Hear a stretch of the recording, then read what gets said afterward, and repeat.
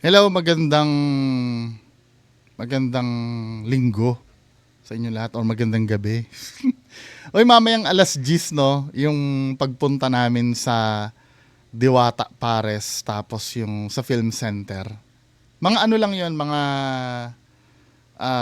tira-tirang video lang nung paglabas namin, no, para may mapanood naman kayo iba. After a year, natikman ko din yung Diwata Pares. May special nga ba? Tingnan natin mamaya alas 10. So, ito yung mga shoutout muna tayo. Maraming salamat po sa mga walang sawang nanonood sa akin sa mga video, 'di ba? Napakalaki ng utang na loob ko sa inyo. Anyway, shoutout Sir Gary Ghostbuster. Kamusta ka na? Mga bot-boton nagsama. Hello. Ma'am Kopi ko, hello po. Nagjo-joke na naman si Donsky. Apakalayo masyado ng tinuturo niya. Nako, malamang naman malamang naman yan, dyan lang siya kung saan yan siya nakapwesto. Yung tinuro na, na gitna daw ng bundok. Sabi gano'n ni Sir Retkin Stock. Sabi gano'n, ang daming inconsistency, parang mas nakakatakot pa yung storytelling kaysa sa mismong multo. EMF reader dito, EMF reader doon. Pero wala namang malinaw na ebidensya. Tapos parang lahat na lang ng bahay na walang tao haunted agad. Kung gusto nila ng tunay na paranormal investigation, dapat may scientific approach. Hindi puro sigaw at takbo. Kung multo man yan, baka napagod na rin sila sa paulit-ulit na content. Oh no, yung EMF reader kasi, ano yan eh, ang tandaan nyo ha, yung EMF reader kasi, ginawa yan para i-detect ang electromagnetic field reading, hindi ang multo. 'Di ba? Baka mamaya maano natin hindi natin magets yung main purpose eh. Inano yan, ginawa yan para mag-detect ng electromagnetic field, hindi ng multo. Kaya lang pinaniniwalaan kasi na ang multo ay gawa sa electromagnetic field. Kaya yan ang pinaka-close na pwede nating gamitin na pan-detect sa multo. Pero it doesn't mean na pag nakadetect ang EMF reader mo, multo na agad. Ano yung mga factors? Pwedeng kumikidlat, di ba? Pwedeng may poste sa taas, or pwedeng kahit ikaw mismo kasi may dala kang camera or may dala kang cellphone. So ang the best way niyan, pag pumapalo yung EMF mo, ilapag mo diyan, layuan mo. 'Di ba? At tapos kung intelligent yung pag-response, pailawin mo nga kung ganito. Ngayon kung umiilaw siya dahil kino-command mo, pwede ka mag-isip na paranormal yun, pero hindi mo pa dapat i-confirm. 'Di ba? Kasi baka mamaya isa sa audience mo may explanation dun sa ginagawa mo. Doon sa nangyayari.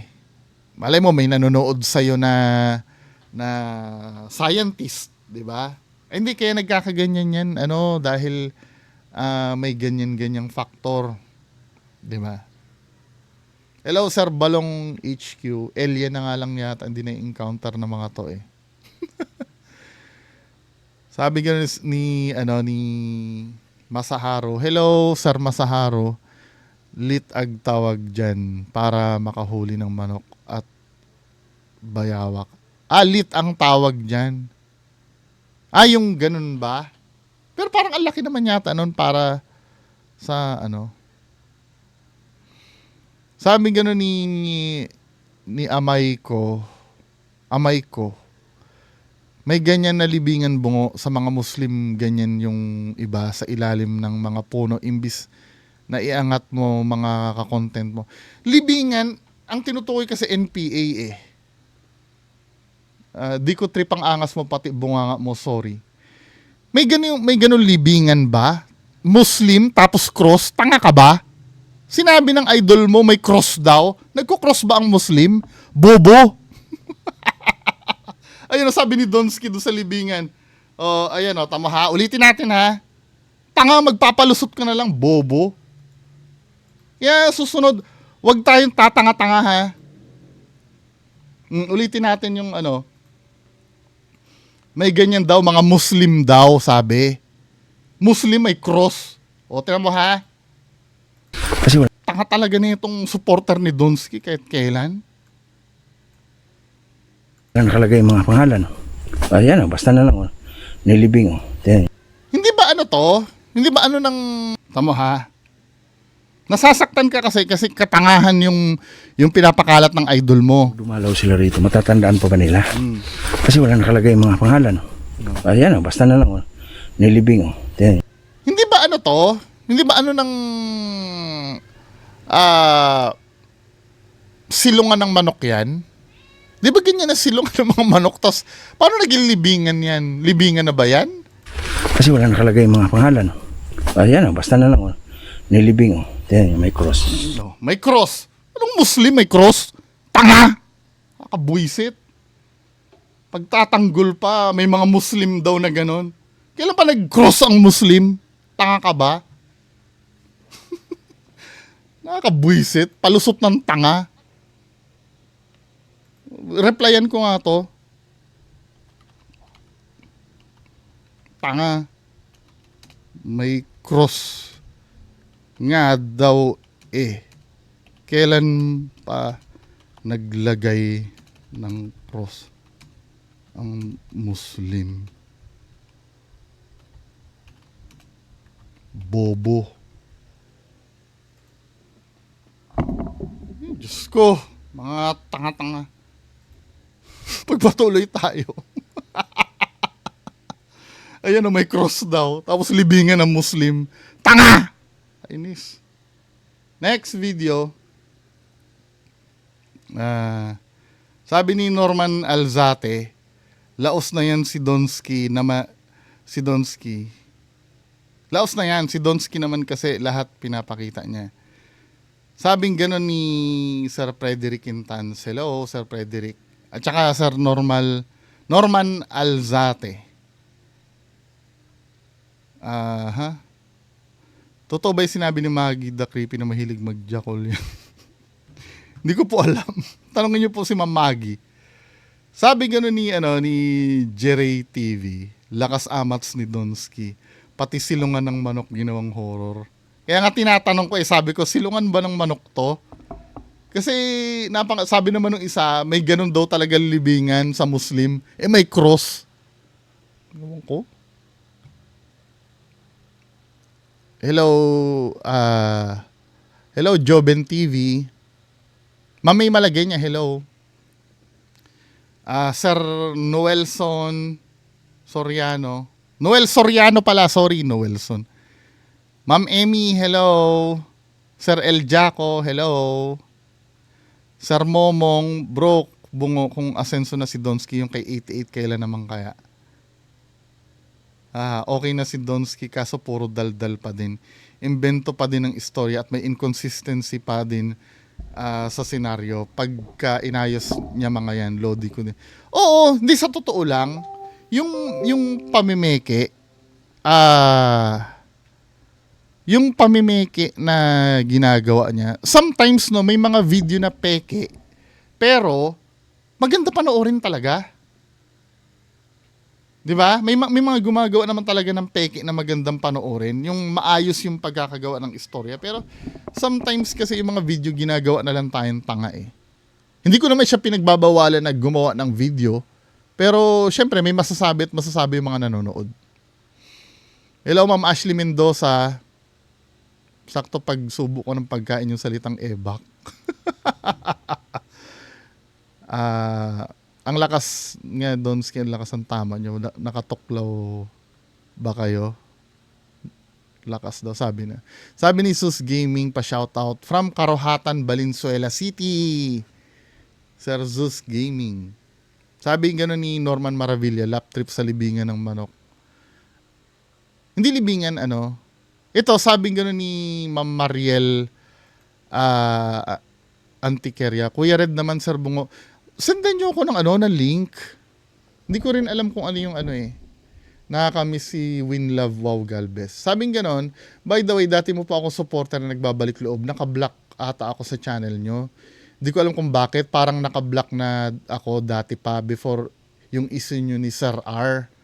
parang dun pa lang ata nag-experiment ka ng peking multo. Parang naka-block na ako noon. Di ko alam sino nag-block sa akin. Pag nagpi-premiere ka noon, wala nakakabasa sa chats ko. Sana mapatawad mo ako, sir. No, wala kayong kasalanan. Di ba? Katulad ng sinabi ko sa inyo, audience kasi kayo. Malamang, syempre, pupusta kayo kung saan yung judgment nyo, no? Kung saan nyo mas nakukonvince kayo, doon kayo pupusta. Wala kayong kasalanan. Hindi rin ako nagbablock. Ngayon, nagbablock ako, pero pag pinipersonal lang talaga ako, yung pag ang sinasabi, yung wala nang kinalaman tungkol sa video ko, yun, aminado ako, binablock ako. Pero kung binabash mo ako dahil doon sa video ko, wala naman akong binablock na ganun. Wala akong binablock. I swear to God, wala akong binablock.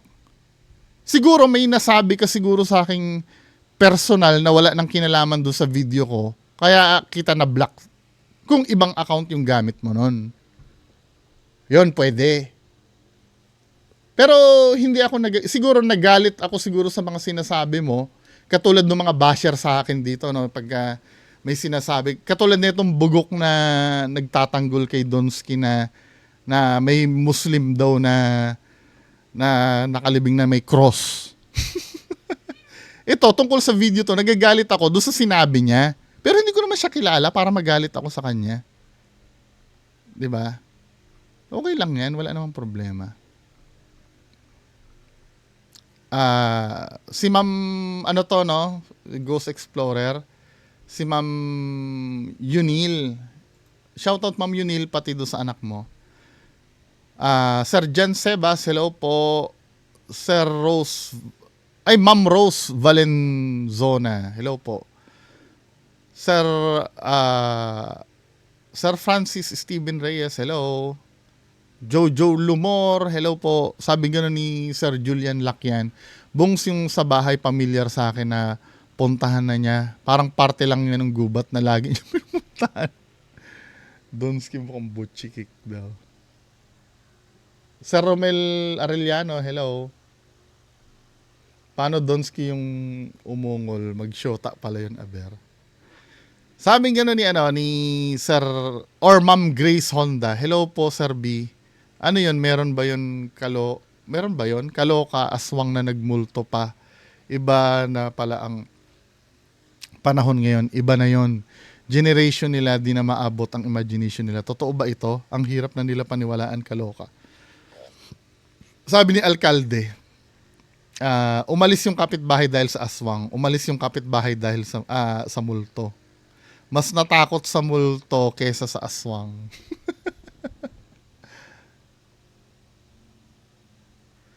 Yung nagre-request, yung video nga, sige, pasahan nyo nga ako. Alam mo kung bakit tamad na tamad ako mag-react sa video ni Kuya Red? Ang haba. 1 oras. Sige, magpasa kayo ng link sa akin ni Kuya Red, then bigyan nyo ako ng timestamp kung saan doon. Hello, Sir Martsan. Ma'am Kopiko. DJ Reb, hello. Hello, Sir GC719. Sir Neil Lester, hello. Ma'am Eva Santos. Pa-shoutout daw, yung sis niya, si Ma'am Mimo. Yan ba yung isda? Hindi, Nemo yon. Joke lang, ma'am. Hello, shoutout sa inyo. Kapatid ni Ma'am Eva Santos na si Ma'am Mimo. Jan Crusade, hello, sir. Krauskal, hello. Ma'am Shian Tomoy. Hello. Love Black Angel, kamusta na po? Sa isang video tayo, no?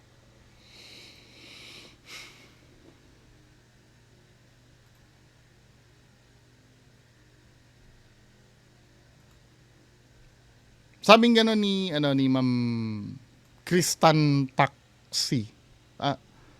Tama ba ako? Ano ba name nito ni Ma'am? Christ Sibak. Or kung sino man to. Crisanta Casey. Crisantaxi, sabi kong gano'n. Hi Sir B, always watching po sa inyo. Present ako lagi sa mga upload nyo. More power to you po. Take care. From Israel. Kamusta na kayo dyan sa Israel, ma'am? May gulo pa rin ba dyan sa Israel? Ma'am May Malagay niya, hello. Ma'am Ashley Mendoza. Ma'am Erlyn daw Balatukan, hello. BJJ Brazilian Jiu-Jitsu. Maganda yung may reaction ka tas uploaded sa Spotify. Pwedeng sir, YouTube Premium or pag Android yung cellphone nyo, may nada-download na crack ng YouTube Premium na pwede nyong i-off yung screen. Ma'am Imelda Basquines, hello. Sir GC719. Braille Joban Gamyaw. Sabi gano'n ni Ma'am or Sir Mira Kion. Tama Sir B. Dati din kaming nag-iitlog na maalat. Diyan nilulubog yung itlog na may kasamang asin dyan. Binababat para umalat yung itlog. Magandang gamitin kasi yan compare sa putik. Mabato di tulad niyan, Pino. Talagang, akala ko joke lang yon. Ginagamit pala talaga yung punso. Sir Bungo, regarding sa itlog na maalat, kasi nga magandang quality ng clay nito. Yung old school na paggawa ng itlog. Oo. Hindi ko kasi alam yun eh. Kaya nga sabi ko sa'yo dito, di ba yung itlog na maalat kailangan mag-jogging? Joke lang. Hello, Bam Kopi ko. Kamusta na? Sir Neil Lester, hello. Ito hindi ko,